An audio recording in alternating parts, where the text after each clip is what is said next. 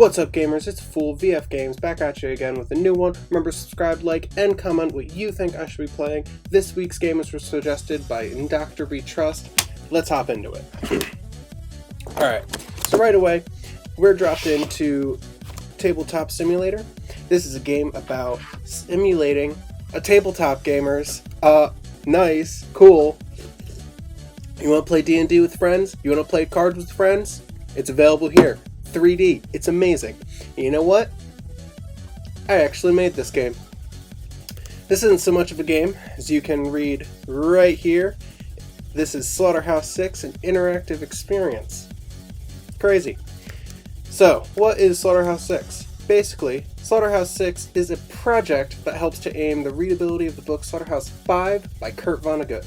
The book itself is subdivided into different jumps throughout the character's life of Billy Pilgrim. Who is Billy Pilgrim, you may ask? He is the main character of this book, and we follow his life throughout this entire journey.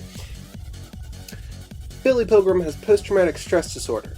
This causes him to have flashbacks and to have memories throughout his entire life. This is how the book is driven. See, as you can see in this background, which I'll get to later, by the way, this is how the book is actually laid out. There is an intense chronology that this book follows, and it's all based off of his experience, Kurt Vonnegut's, and Billy Pilgrim's experience with post-traumatic stress disorder, visualized within this book. Let's get into the actual project at hand. Each of these cards has the entirety of a single jump in the book. There are over 65 jumps, and they are all laid out. All of their details are written in each of these cards. Each of these cards are laid out in a chronology from top to bottom, left to right, and you can read it completely linearly. That's what this all is. This is actually a massive timeline, and you follow this exactly, you'll get the book from point A, Billy's pre-birth, before when he's in the womb, insane, all the way to Billy's death in the undetermined future. These cards have facts on them. So what? Nope. You flip them over, bam! Look at those designs. These designs are actually based off of completely different time periods throughout the ages, and their designs and other important cultural aspects that they had during that time period. Now, we go all the way back. We start at the beginning, the 1920s, Bauhaus. I decided to make my own little design that had heavy inspiration from Bauhaus design.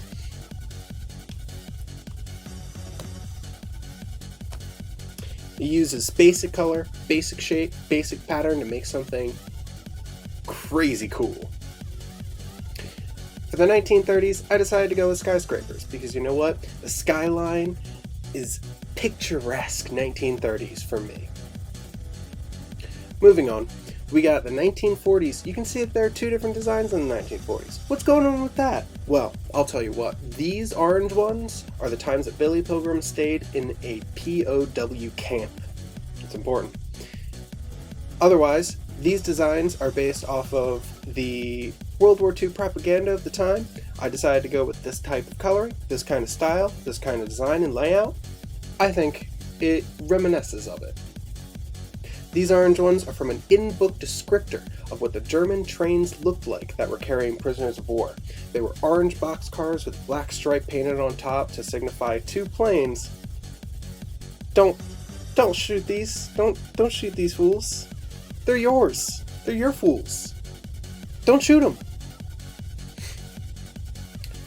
Into the 1950s and 60s, we got two kind of ambient designs. They aren't really meant to mimic any specific art, but they are designed to kind of make you think of a specific time. In the 1960s, we have three designs going on. We have the base design, we have a red cross on a white background, and there's the 1960s design hidden in the back of that. And then you can see there's this kind of like alien design that doesn't really flow with a lot of other human stuff. That's actually when he was abducted by aliens. Crazy, right? He was abducted by aliens sometime in the book, and this design was specifically chosen to look as unhuman and unrecognizable as possible, while also still holding a bit of charm. Kind of mimicking an alien design scheme that doesn't exist. Moving on to the final card design. This is the indeterminate future where Billy Pilgrim dies. We don't know when that is. He never says it.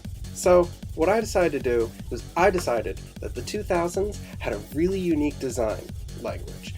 And this included 3D, CG, different UI elements that just made things pop. It looked like it came out of your screen physically.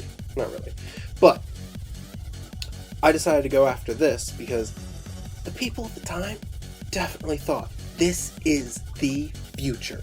This is what the future is. Because you know what? This design right here, this is the future. So I decided, okay, you got cool text, you got cool designs in your cards, big whoop. Okay.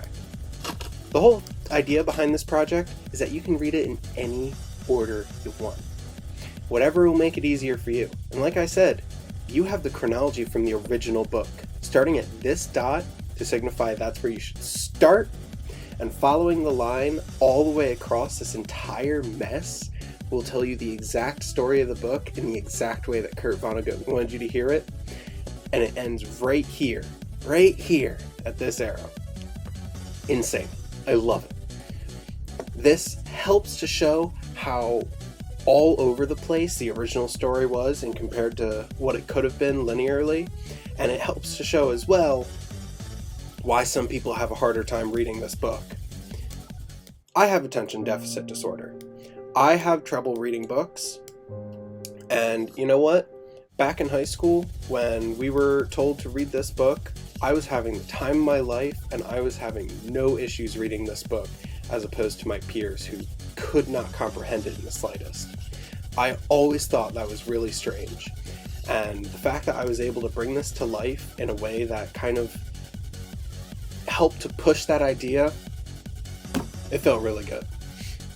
The actual design of this backboard is off of the original book, right here.